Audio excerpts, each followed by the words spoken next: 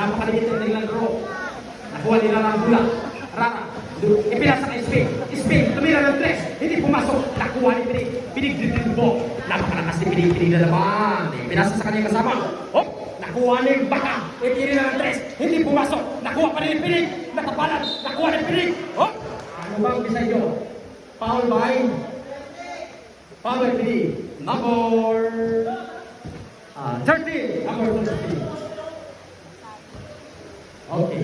Ngayon, nandito na si Orzanes number 17. Ang kanilang import galing Japan. Buhangin. Pinasa kay Rara. Rara, itinira. Pumasok. Basket ka. Buligan. Nakuha, hindi na bola. Gidagan. Gidribble. Ipasa number 17. Itinira. Pasok. Wow. Ang maganda ng kanilang laro. Ang ating oras are 4 minutes and 50 seconds. Ang score is 30-29. Isa lang talaga ang ng kanilang laro. Inisis. Hindi pumasok. Naku! Hindi pumasok ng kanilang import. Iligan lang dito. Oy! Ano ba yun? Hop! Oy! Foul by whom? Number 12. Foul by number 12. Orzales? Number 12? Speed. Foul by Speed. Okay. Tinig-tinig. Kumukuha ng mga pagsak. Dikit-dikit ang kalaban. Dikit ang laban nila.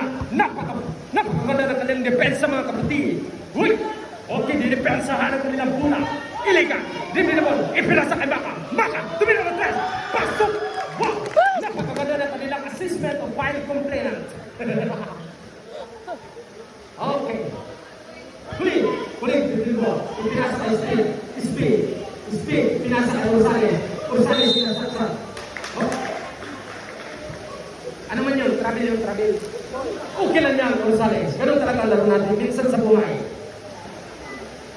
Napakaligit na kanilang laro. Score natin is 29-33. Okay, nabuha ni Rara. Sumobra ang pasa.